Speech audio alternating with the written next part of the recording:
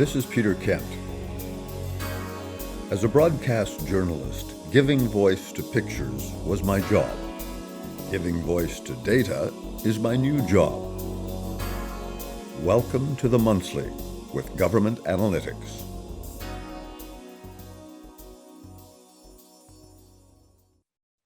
Remember that memorable line from the classic movie Cool Hand Luke, when the cruel chain gang boss said after whipping Paul Newman's character for insolence, "What we've got here is failure to communicate."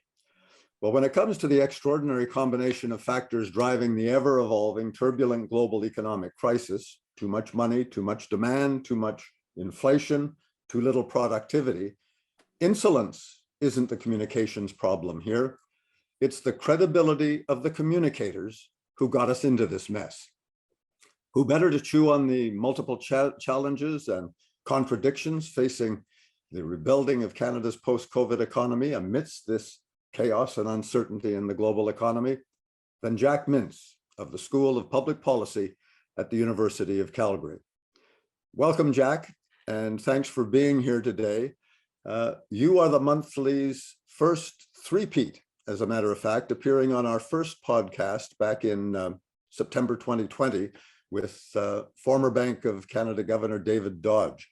And I think to begin today, you need to walk us through from where we were then to where we are now. Now, obviously, this past April, the governor of the Bank of Canada made a major pivot after stating very publicly that he got some things wrong. So take us back to 2020.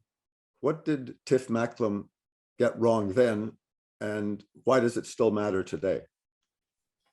Well, I think, first of all, we have to remember that back in 2020, there were really two things that went on. One of it not in the hands of the Bank of Canada, but in the hands of the government of Canada. And that was an extraordinary amount of spending that went on. And I have to admit, I'm a public finance economist. I'm not a monetary economist by background. So as a result, I tend to look at these things in terms of fiscal policy as being really important. But when you're spending a lot of money relative to how much you're bringing in as revenues and create huge deficits, and obviously that's going to pump up the economy. And in fact, I heard a really interesting line making the point that Peter, when you were once in government in 2015, suppose that your cabinet decided not to collect any corporate income taxes. In fact, maybe you decided not to collect any personal income taxes. In fact, no taxes at all by the federal government. The deficit that you would have created in 2015 would have actually been smaller than the deficit that was created in 2020. Just to give you an idea of how big that deficit was. It was actually more than government spending, more than government revenues, more than double the amount. So it was a huge amount of spending that went on. And we can go on about the need for it to make sure that the economy wouldn't have had a really difficult time. And I totally agree that spending would have been needed. The question is whether there was way too much. Now, on top of it, the Bank of Canada allowed that spending to go to be done more easily by buying the Government of Canada bonds at that time, in the hope that actually that would provide significant liquidity to the market, which it did. And as a result, it led to commercial banks holding a lot of bonds that were being, or securities that were being issued by the Bank of Canada itself, or money itself. And that led to a huge expansion in the money supply. And at that time, the Bank of Canada completely underpredicted the impact of that expansion in the monetary supply, saying that actually inflation won't go up. In fact, the Bank of Canada governor at that time said, go out and borrow. Don't worry about inflation and rising interest rates down the road. It won't happen. They were totally wrong as a result. And in 2021, when inflation really started picking up, I remember writing myself around May and June of 2021 that inflation will probably come in around 5 or 6% by the end of the year. The Bank of Canada was actually predicting that inflation would be back at 2% by the end of the year.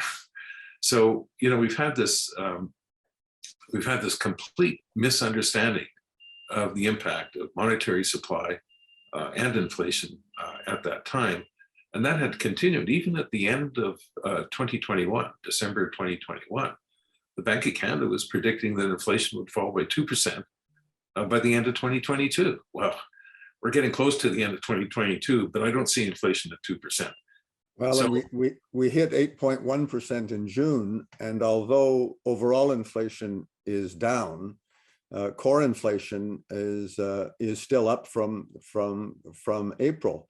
And if we have a graph, it's not an exciting graph, it's a rather ominous graph because it shows how steadily core inflation, the cost of everything beyond energy and housing, so forth, is continuing to rise. Could we put that slide up, Steve, as Jack answers?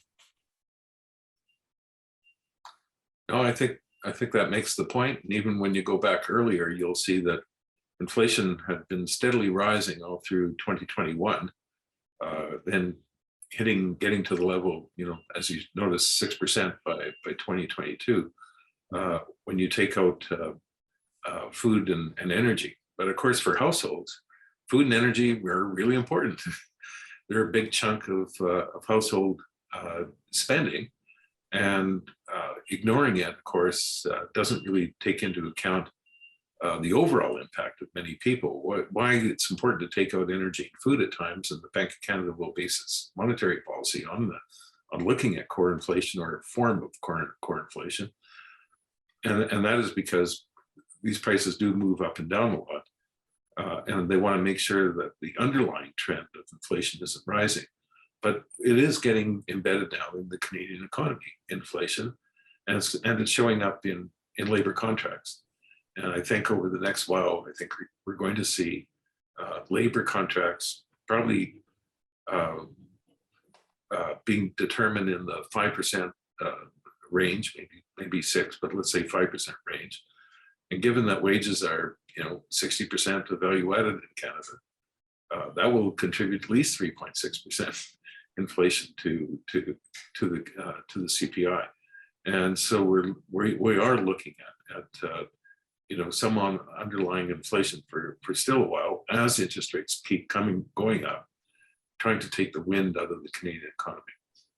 Now, despite central banks around the developed world, the Bank of Canada included, saying over and over again that interest rates need to keep rising, will keep rising, and will probably stay there a significant period of time, consumers don't seem to believe it. The markets don't seem to believe it.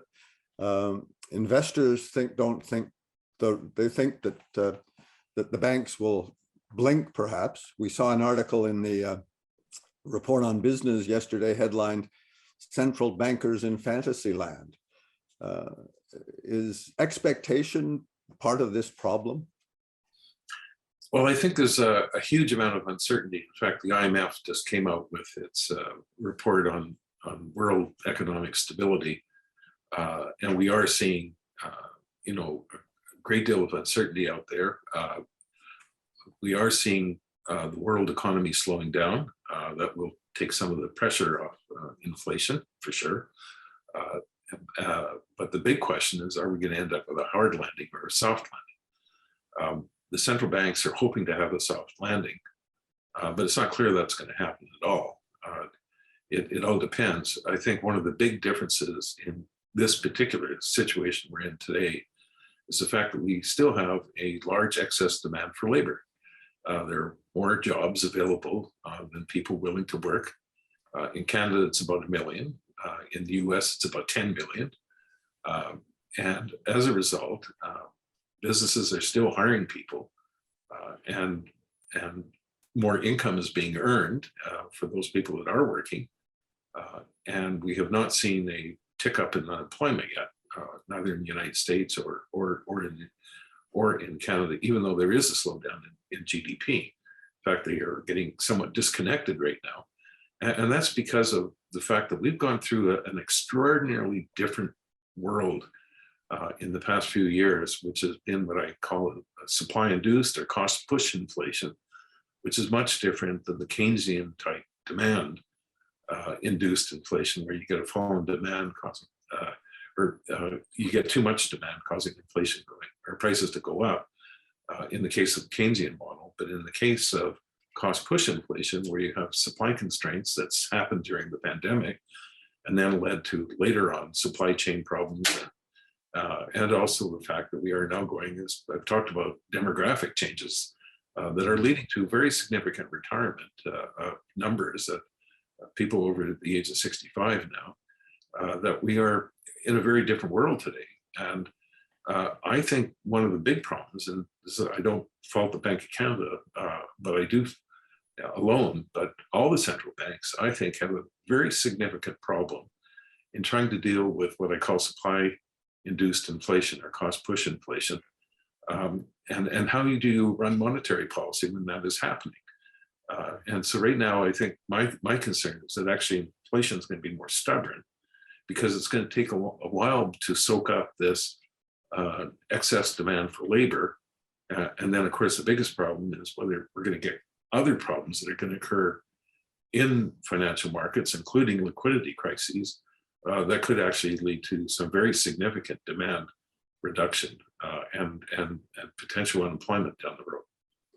Well, to your point on supply-demand inflation, and we talked about energy, oil and gas inflation easing somewhat at mid-year. Last week, OPEC did a real number on President Biden, even after he traveled halfway around the world for a fist bump with the Saudi crown prince, when Saudi Arabia turned around and basically jumped in bed with Vladimir Putin by agreeing to cut the supply of oil. What impact will that have on inflation? Well, I think it's not just what OPEC Plus is doing in terms of cutting back 2 million barrels. I think the biggest concern, I think, has been the lack of new supply coming in from other countries. In fact, the United States has the capacity potentially to increase oil production by at least 2 million barrels per day in the next couple of years, which would actually deal with a lot of the supply shortfall. But that's not happening, and we know why that's not happening. Basically, U.S. government has told American producers, we don't want you to produce more oil and gas. In fact, we're not going to approve more leases. We're in our public lands. We're going to be discouraging development of new pipeline capacity and things like that. And so that's leading, I think, to companies basically saying, well, we're not going to invest in new production or new development as much in the future. And as a result, many investors are also telling companies, you know what, your oil and gas is going to go down in the future. And so we would rather you just return your profits to us, and we'll invest the money elsewhere where we want to invest it. So right now, there's been a real reduction in supply relative to demand. And in fact, I think that's going to happen throughout this decade. And so we're going to see higher oil and gas prices, I think, for most of this decade as a result of the fact that both European and North American countries are telling their companies not to produce more. And that's been happening, of course, big time in Canada. The same issues are going to happen in agriculture if governments really start stopping the use of nitrates and potash and other minerals being used for fertilizers. And this could actually have very significant impact on agricultural prices down the road as well. And so I think the climate change agenda is coming right up against the other agendas that we often like with energy and with food, and that is cheap, reliable supply. That's really important. And if we are not going to have that, then that could be a very significant problem in terms of higher prices for energy as we go through what I think is going to be a very expensive energy transition. Now, you addressed earlier the point of markets believing that central banks are going to blink, or banking on the expectation that central banks will blink. And we learned this week of some dissent, at least by one US Federal Reserve official, the Vice Chair, Lael Brainard, who was his remarks portrayed as a hawks versus doves discussion on the pace and the intensity of rates hiking. And Brainard said the Fed should move forward deliberately, but he also said in a data-dependent manner, watching previous rate hikes as they work slowly through the economy. Does that make any sense? Have you heard any of that sort of cautioning buzz from the Bank of Canada? No, I think the Bank of Canada has been very focused on inflation targeting, very similar to John Crow's experience back in the early 90s when inflation was very high. And of course, he raised interest rates, which certainly was viewed as causing a recession. In fact, I think we forget that the Liberals, when they got into power in 1993, did not want to renew John Crow's appointment as the governor of the Bank of Canada, specifically because they were not happy with the conduct of monetary policy at that time. It's kind of funny how people forget this history. In fact, I remember it very, very well. Now, today, I think the bigger question is whether there's going to be growing pressure on central banks to relent from raising interest rates. And in the United States, we have to remember the Federal Reserve actually has two objectives. One is inflation targeting, and the other is full employment. And so if employment starts declining significantly, the excess jobs disappear, the unemployment rate starts jumping up a lot, there will be, or at least the concern that will happen, then there could be, I think, a pressure to not push interest rates as high. And that happened in the 1970s and 80s in Canada, because we didn't have inflation targeting at that time until John Crow came along as our governor of the Bank of Canada, and the King government adopting only inflation to be the target for the Bank of Canada at that time. But before then it wasn't, and so there was always this concern about unemployment going up if we fight inflation too hard. Now, when inflation is demand related, usually if you raise interest rates, it cuts back demand. It'll bring down inflation, so it's not as difficult. But this makes my point about cost push inflation. When inflation is supply induced, it's much harder to bring it down. And when you're not able to bring it down, you could end up with much higher interest rates, or eventually banks may be relenting because it's causing too much unemployment, even with inflation still being relatively stubborn and being high as a result. So I think this is going to be, I think, a concern. Right now, the Bank of Canada, I think, is fully focused on inflation targeting, and I think will remain so because that is their target. But we'll see what happens in terms of down the road when they start thinking, well, maybe inflation is coming down, but unemployment is rising, and we don't want to have a hard landing. You pointed back to the 70s. Shouldn't governments remember the painful roller coaster ride with inflation through the 70s, when rates knocked inflation down, were lowered too soon, and inflation bounced back again? Oh, that's exactly right. And in fact, that's why many economists today basically say the Bank of Canada is right to raise interest rates. But we also have to remember that real interest rates still are not that high.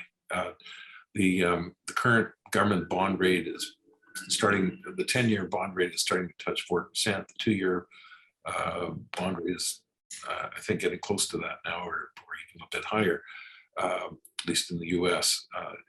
But if your inflation, it depends what your expected inflation is, but if your expected inflation is even just 2% in 10 years' time, in other words, we go back to 2%, a 4% bond rate means that the real rate is about 2%, which is actually a little bit lower than the long-term average that we've had for a very long time. So it's only now that we're starting to see real interest rates rise to a stronger level. The two-year bond rate is just a little over 4%, but if inflation is 4 or 5%, the real rate is actually less than zero or around zero. So it's still pretty low. And actually compared to back in the 1970s and 80s, when interest rates shot up to well over 10%, as you might remember, and inflation was, moving out. Actually, the highest point was in the early 80s, around 12%, but it was, generally running around 8 to 10%. We had really high inflation rates and very high interest rates at that time. And of course, every time the Bank of Canada at that point tried to relent because they saw unemployment going up and inflation falling, they started reducing interest rates, and it just came zooming back up. And this is the fact that there was still significant supply push inflation at that time, which was particularly related to oil markets, where there was withholding of oil supply by the OPEC countries, the Middle East countries particularly, given some of the geopolitical issues in the Middle East. So amid all this uncertainty, and if politicians are driven by public opinion and polls, as central bankers shouldn't be, does it come down to whether the politicians believe the public is okay with extending the pain of high inflation with government handouts or tax cuts that undercut actually the effectiveness of the higher interest rates? Well, I think governments are in a real quandary right now. And in fact, the higher interest rates are actually intended to bring down demand in the Canadian economy and try to push inflation rates back down. But fiscal policy, where governments start spending money on giving the public, especially lower income people, money so that they can cope with higher prices, or cutting taxes to the extent that they actually just create larger deficit, actually is inflationary. And so fiscal policy right now is completely out of sync with monetary policy. And when that happens, that actually makes the Bank of Canada's job harder in that sense. So we're not getting actual consistency right now between fiscal policy and monetary policy, so long as governments worry about what's going to happen to low-income people particularly, and businesses that are facing significantly higher energy prices. And those energy prices, my bet, are not going to fall that much anymore. And in fact, could be continuing to rise over the next couple of years as we get into more and more shortages in the world supply of oil and gas and coal particularly. Now, we've seen a number of provinces, Newfoundland and Labrador, Saskatchewan, the federal government itself, moving to dampen the impact of interest rates with, again, either handouts or tax cuts. And we've seen the Parliamentary Budget Officer basically supporting the government's spending intentions, which are in the area of $45 billion this year. Again, this would seem to be at direct odds with the Bank of Canada. Yes, it is. And in fact, there's another interesting thing that people have not really talked about, but the IMF also put out their new fiscal monetary report on what's happening around the country. So I happened to look up this morning the numbers for Canada. So it's quite interesting now, actually, that in Canada, just to give you a couple of numbers of interest, Canada's revenue to GDP ratio now, this is all governments, is almost 41%. Quite interestingly, now that's higher than the average of all advanced countries, which is around 37%. By the way, Ireland is at 23.8%, which is really low, which quite surprised me. The US is lower than us. It's at 33.4%. We often worry about what the US does. Main point is that an important comment to make is that we actually tended to have a lower revenue to GDP ratio prior to 2015, actually, going back for many years. That has now reversed. We tend to have now bigger government relative to GDP when it comes to revenues. And our spending, by the way, is now 43% of GDP, which is also about 2 points higher than the average of all advanced countries in the world. So, and the US, by the way, is at 37.5%. So this just gives you an idea that governments have actually expanded their size in Canada over the past number of years. Of course, spending went up hugely in 2020 to deal with the pandemic. It has come down, but we're still left at a level which is actually higher than it was prior to 2020. And in fact, we are now, you can say, less tax competitive relative to the rest of the world than we were before in earlier years, in the previous decade at least. So I think that's an issue that is a concern, because the economies are slowing down, interest rates are rising, debt service charges are going to be rising, revenues that were piling into governments, by the way, over the past year and a half, because of inflation and strong growth in 2021. Now that's all going to get reversed, but we're going to be left with much higher interest rates than we've seen previously. And that means that we're going to, I think, face some particular fiscal problems that government's going to face. So instead of having, this ability to just go out and spend as they want to, government's going to be much more concerned about fiscal consolidation. And that's true not just in Canada, but in other countries as well.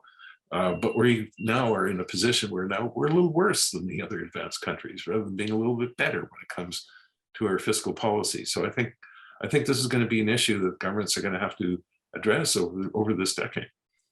Are there lessons to be learned, do you think, from the new Prime Minister of England's humiliating reversal of policy after less than a month in power, abandoning a cut to highest inter-rate of income tax that roiled financial markets and basically had left the United Kingdom in financial turmoil over where they're going now?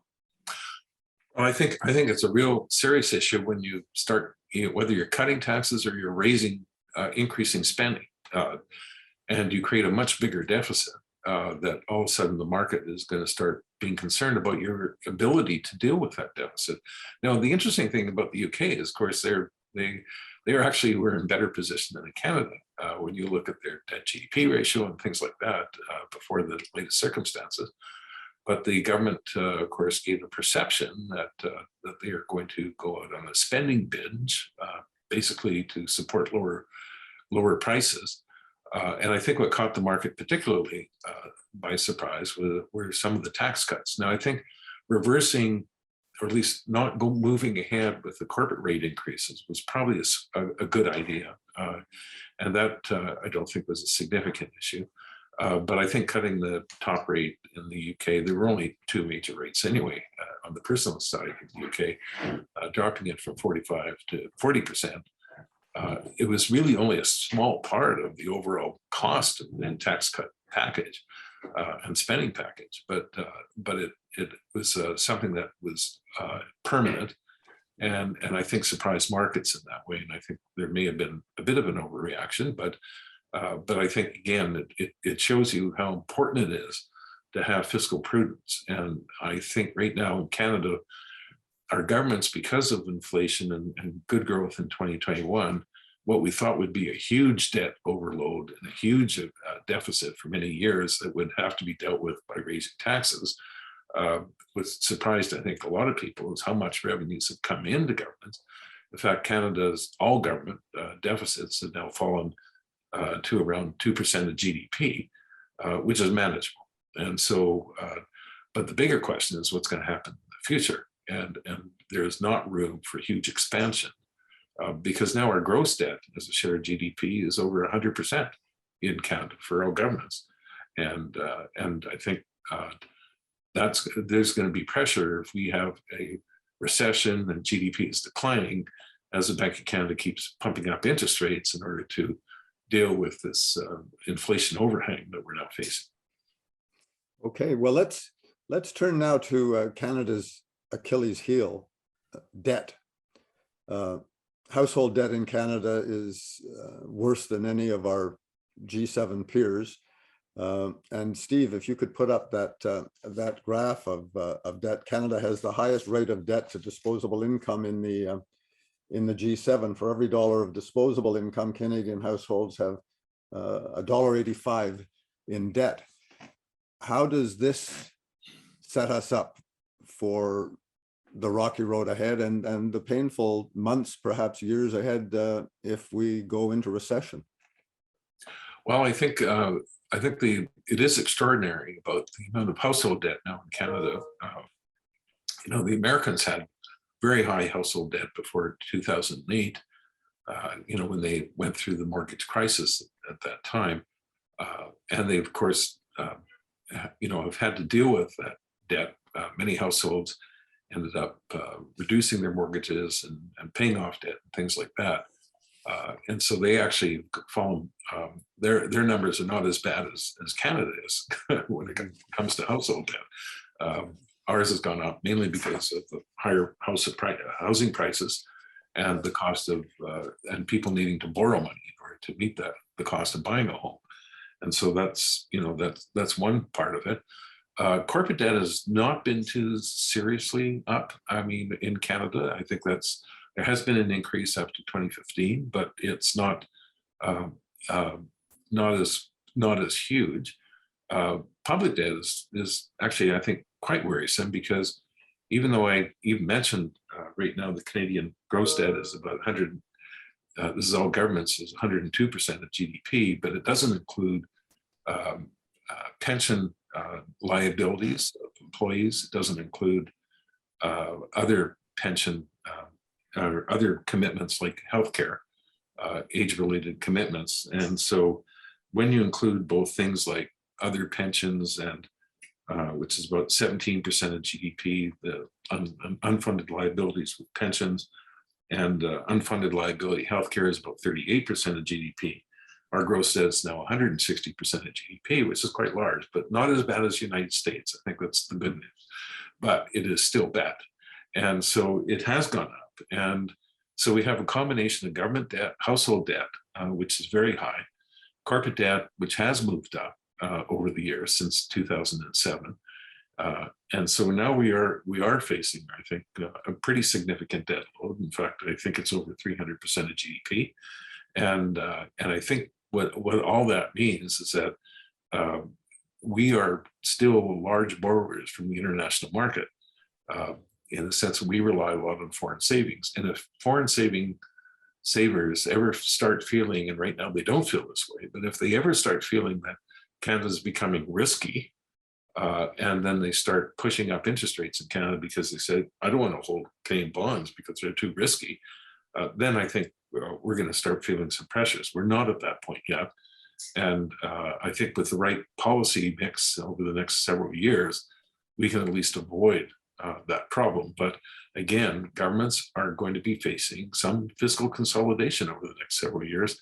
They're not going to be able to go out and just spend willingly on whatever they want. And I think that is not out of the psychology yet of Canadians. I think Canadians are still voting for parties that keep promising to spend money, even though it just adds to the government's deficits and government's debt and the long-term liabilities that future generations are going to face.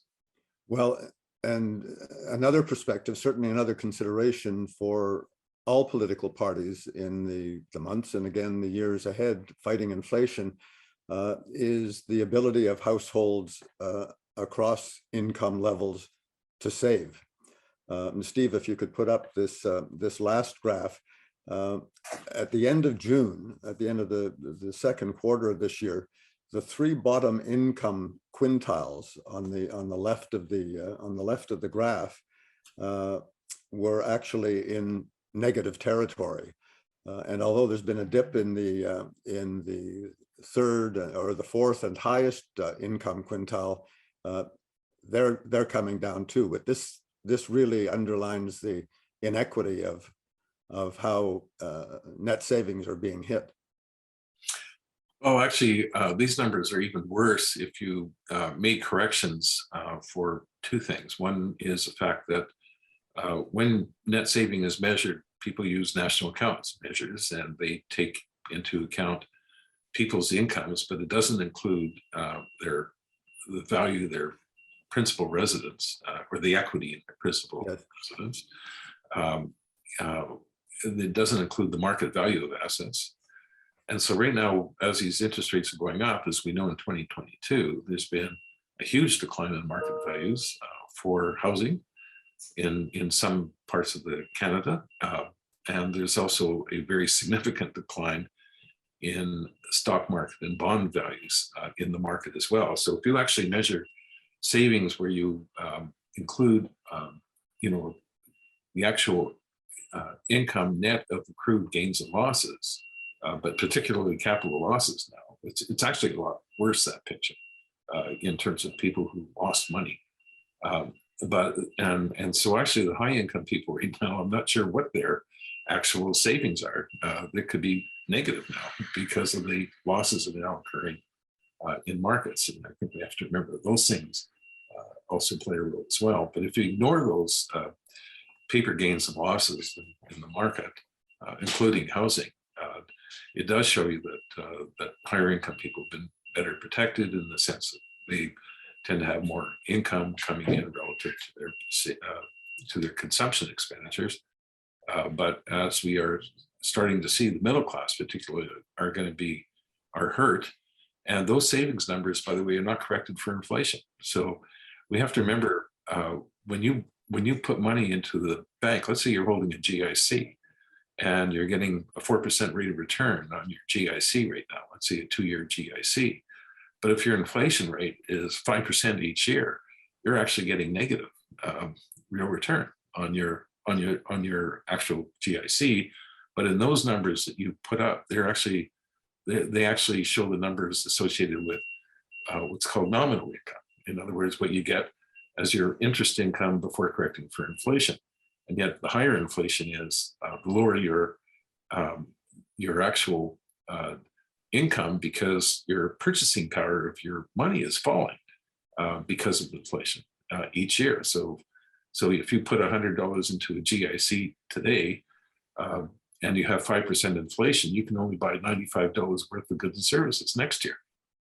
And so even if you get interest of 5%, which you don't, we get less than that. But even if you got interest of 5%, you're just making up for inflation. You're not getting any real return on your savings at all. And so we're way overstating actually income during high inflation periods, investment income during high inflation periods. So this brings us to the ultimate question. Have voters, have political parties, has the central bank, has the Bank of Canada, have central banks around the world ever faced and had the challenge of this much uncertainty before? No, in fact, I really worry about this decade. I've been writing a lot about this now. I think we are in a period of slow growth over the next, this decade. I think with a lot of disruption and volatility. It's a combination of demographic changes, which, we used to talk about aging the population so much. I think, Peter, you might remember being in government. We talked about aging since, I think back in the 80s and 90s, the population was going to age by this time. Well, guess what? We're now here.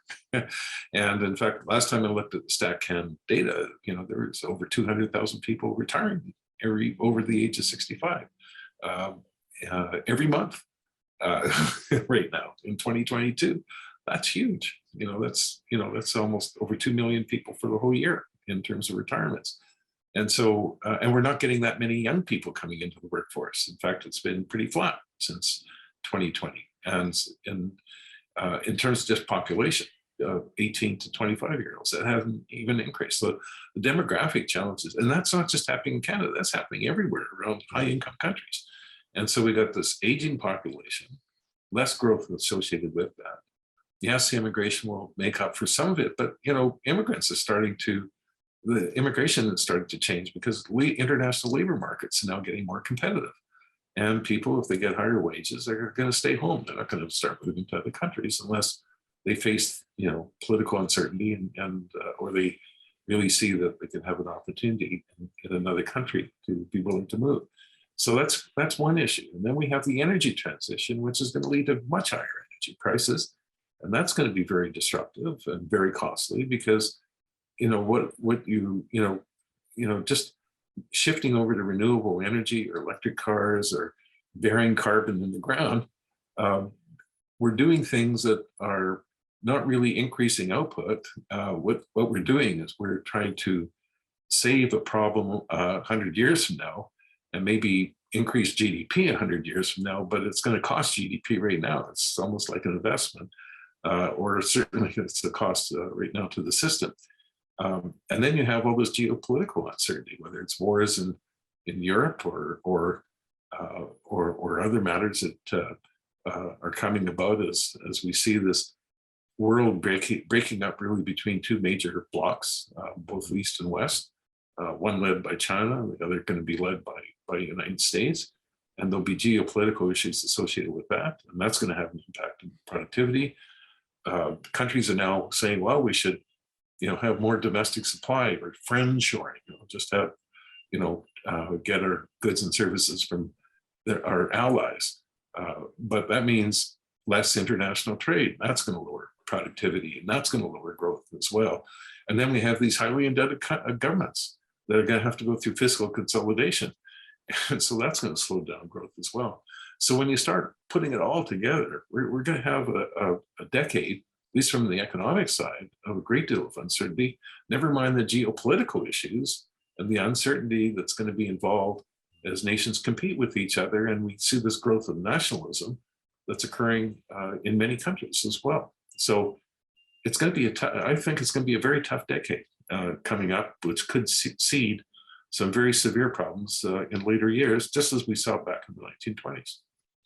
Certainly a super serving of unpalatable food for thought. But let's end this edition of the Monthly with the news last week that the father of modern day quantitative easing, former Federal Reserve Chair Ben Bernanke, received a share of the Nobel Prize in Economics. Your thoughts? Well, as I said, I'm a public finance economist, not a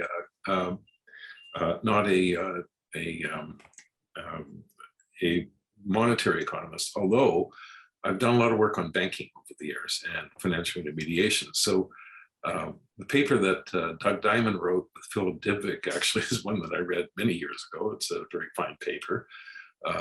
They made a terrific point about bank runs and how that can impact on the economy, and when people lose confidence in the banking sector.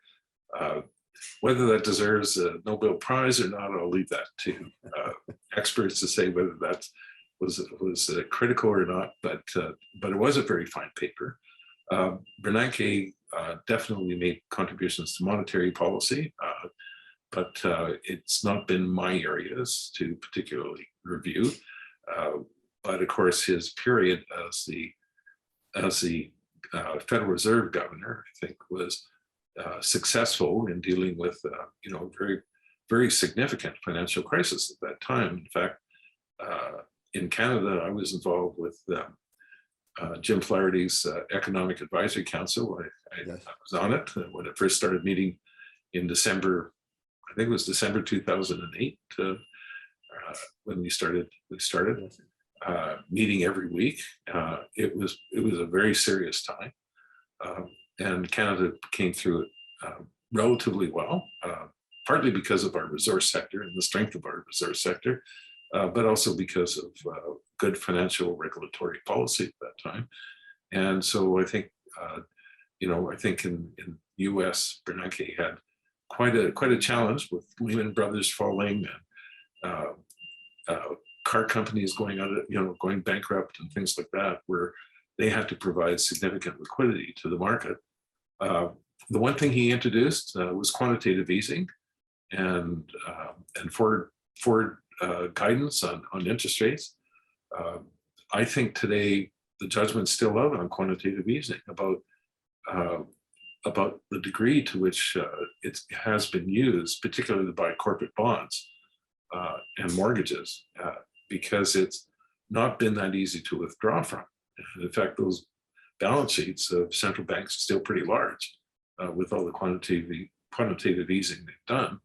And in fact, that one way of really slowing down the economy, you don't even have to raise interest rates to start withdrawing, selling off those assets, which would put a lot of pressure on interest rates, by the way, if that happened.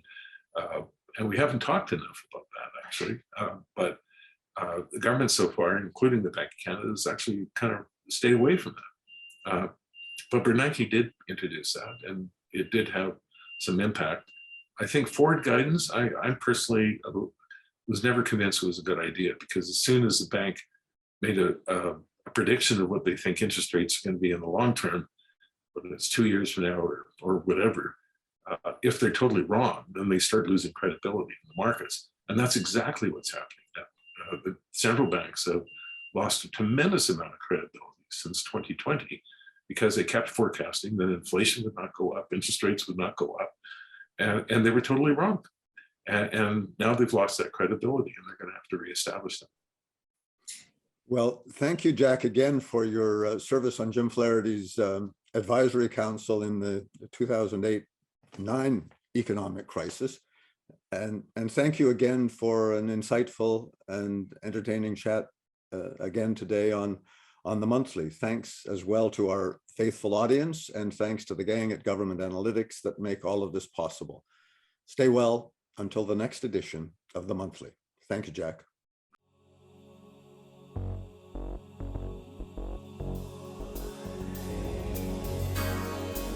Giving voice to data is the monthly with Government Analytics.